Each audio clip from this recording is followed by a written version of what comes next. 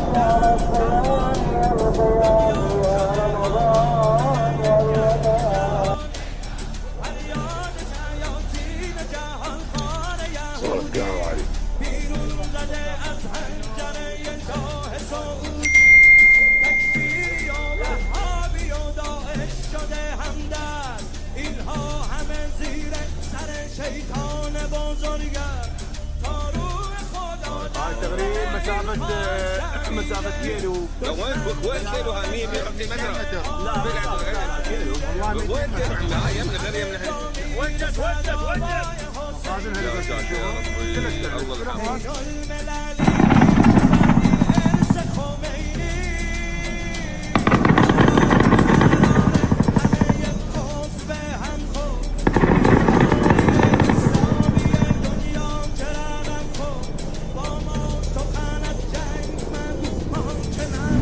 उधर आपको बता दूं कि इराक के जो ईरान समर्थक ग्रुप हैं उनके ऊपर अमेरिका के हेलीकॉप्टर गोलीबारी कर रहे हैं ताकि वो ईरान की मदद न कर सके।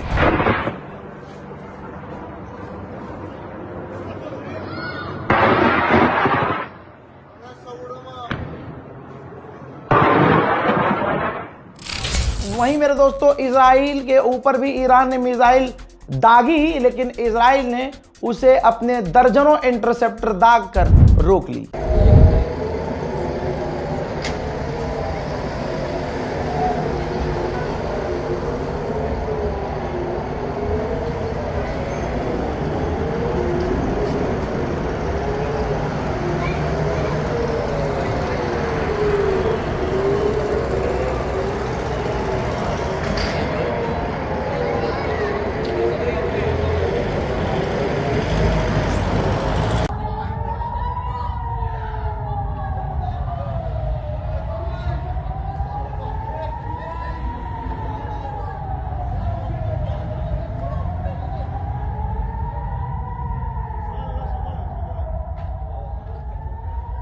כמה ומתקפה על איום מתקפה פיני עמוס הלך יו זה ביו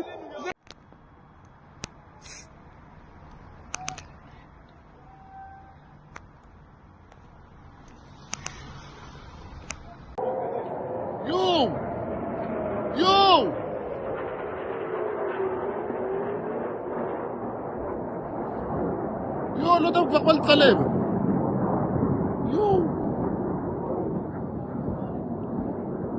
הוא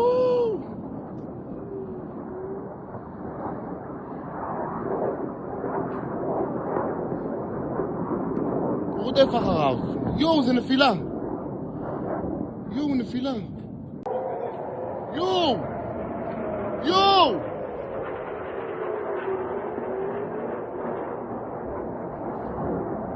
לא יודע כבר מה לצלם. הוא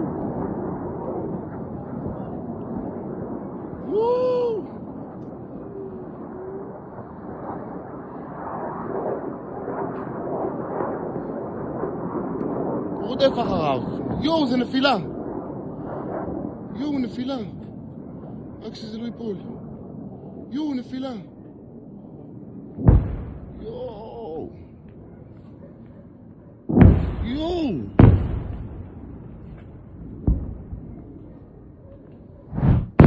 IRGC भाई बड़े लेवल पर खेल रही है।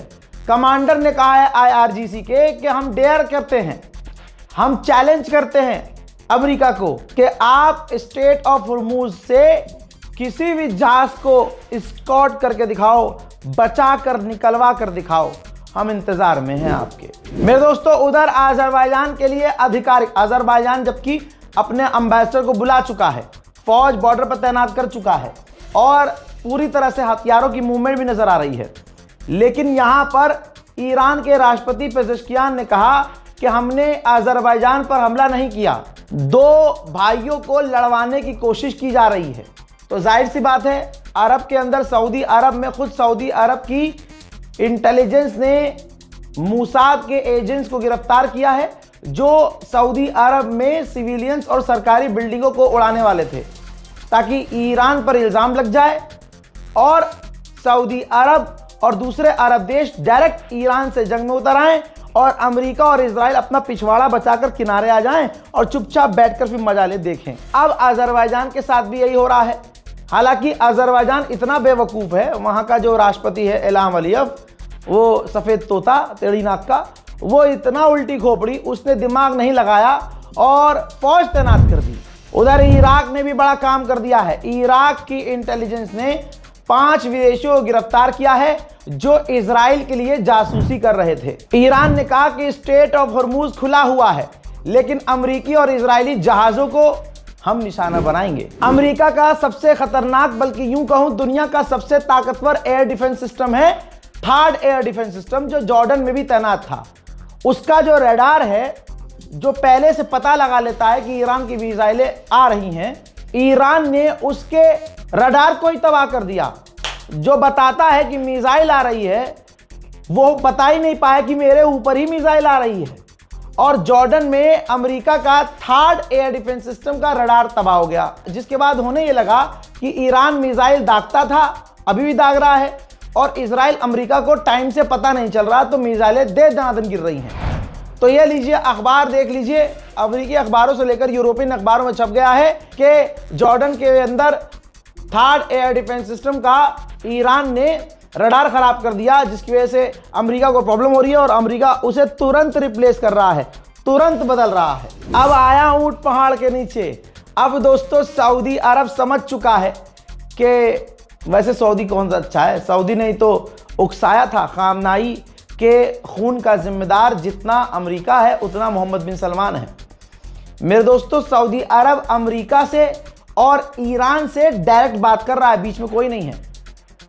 मकसद ये है कि ये जंग खत्म हो जाए, क्योंकि इस जंग माफ कीजिएगा, इस जंग में अरब पिट रहे हैं। ईरान ने यूएन के अंदर बताया कि हमारे 1300 सिविलियन को इजराइल अब तक मार चुका है। इसके अलावा 20 स्कूल और 13 अस्पतालों को तबाह कर चुका है, निशाना बना चुका है इजराइल।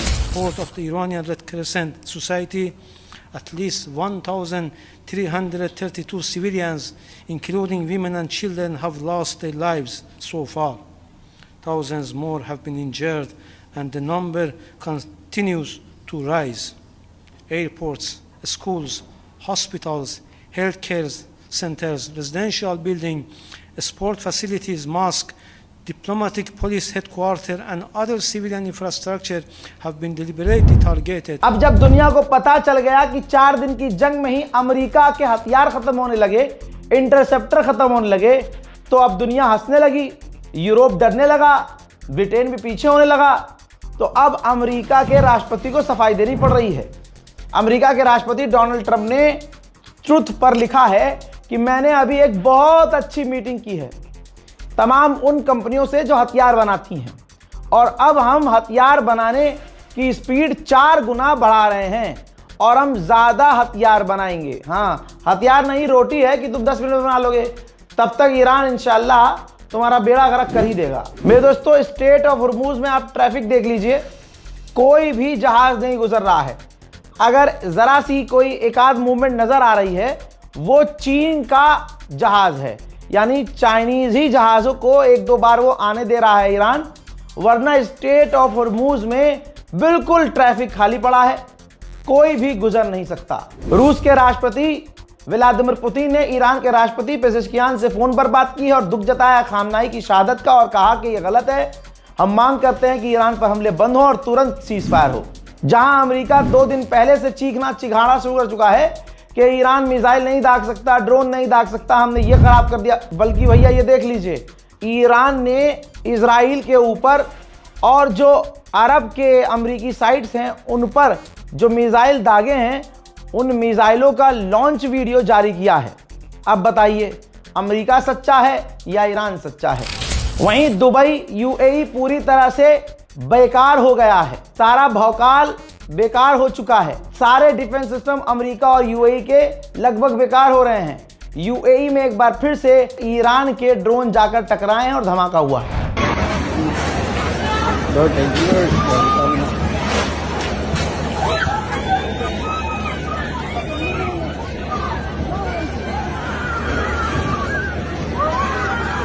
सोचिए, सारी पॉलिसी अमेरिका की दुनिया को समझ में आ गई है। रूस के पूर्व राष्ट्रपति ने कहा कि अरबों ने अपने यहां अमेरिका का एयरबेस बनने दिया, अमेरिका को बेस बनाने दिया, और उन्होंने अरबों ने उम्मीद की कि ये हमें बचाएगा।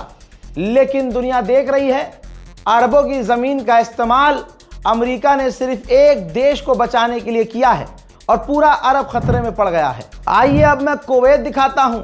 ये देखिए, कुवैत में अमेरिका का जो बेस है वो पूरी तरह से तबाह हो चुका है।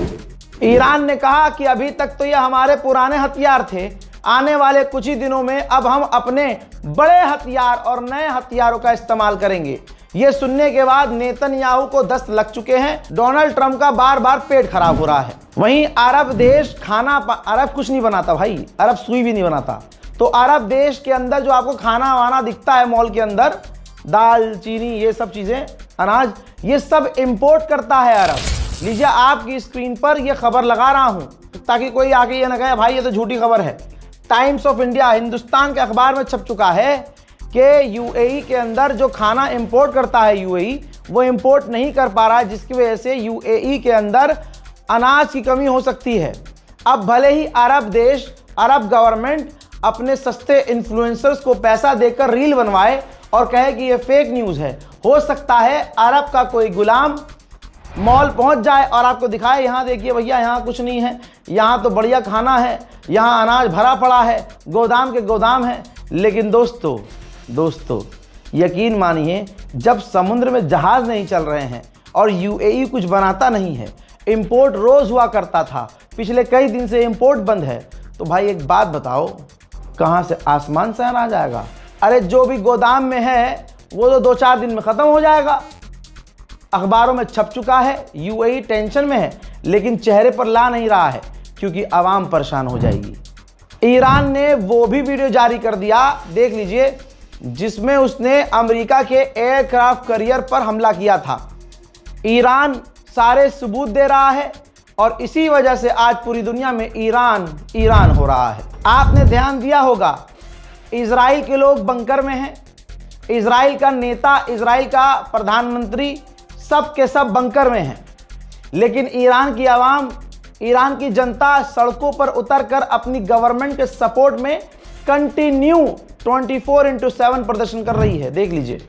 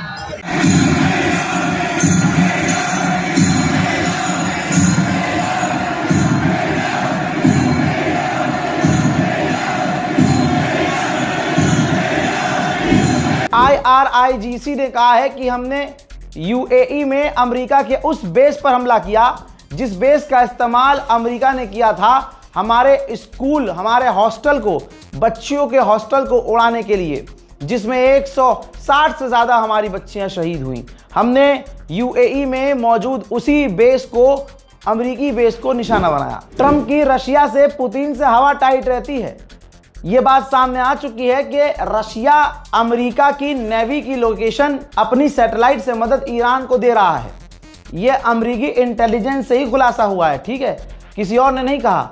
अब पत्रकार ने ट्रंप से पूछा कि हमने सुना है कि रशिया ईरान की मदद कर रहा है हमारी नेवी और हमारे बेस की जानकारी देने में। तो डोनाल्ड ट्रंप के मुंह से सिर्फ एक बात निकली कि मुझे लगता है ये स्टूपिड क्वेश्चन है, हम स्पोर्ट्स के मुद्दे पर बात करने आए हैं तो उसी मुद्दे पर बात करेंगे। अपनी तारीफों के पुल बांधते हुए ट्रंप ने कहा कि हमने ईरान के 32 जहाज डुबा दिए हैं। There's a lot. We're doing very, by the way, in Iran, we're doing very well. Somebody said, how would you score it from 0 to 10? I said, I'd give it a 12 to a 15. Their army is gone. They're just about, look, their navy is gone. Their communications are gone. Their leaders are gone. 2 sets of their leaders are gone. They're down to their 3rd set. Their air force is wiped out entirely. Think of it. They have 32 ships. All 32 are at the bottom of the ocean.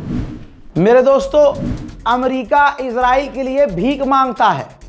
एक व्यक्ति America की airline से सफ़र कर रहा था और Iran हमलावर था इजराइल पर, मिडिल ईस्ट में अमेरिका के बेस पर। इसी जंग के दौरान वो बेचारा जो पैसेंजर था उसने देखा कि उसकी सीट के डिस्प्ले पर ऐड चल रही है जिसमें लिखा गया है कि ईरान ने इजराइल पर हमला किया है, आप हमें मदद दीजिए, और वो भी $45। जी हाँ, पर व्यक्ति से $45 अमेरिका भीख मांगता है। इस तरह से इजराइल के लिए पैसा इकट्ठा करता है अमेरिका भिखारी। ब्रिटेन के PM ने मोहम्मद बिन सलमान से फोन पर बात की और कहा है कि आपकी मदद के लिए हम हर तरह से तैयार हैं। फिलहाल के इस ब्रेकिंग न्यूज में इतना ही। जल्द आ रहा हूं और भी ताज़ा जानकारियों के साथ। तब तक के लिए जय हिंद। चैनल को सब्सक्राइब कीजिएगा। और हाँ, एक बात और, ये मेरे 3 चैनल हैं, ये चैनल कभी भी डिलीट हो सकता है, इतना आसान नहीं है भाई। इजराइल से सीधा पंगा है मेरा, जिन सबूतों के साथ खोल रहा हूँ बहुत दिक्कत होती है। तो ये 3 चैनल हैं मेरे भाई, जाकर सब्सक्राइब कर लीजिएगा ताकि मैं आपको न खोऊं, आप मुझे न खोएं। जय हिंद।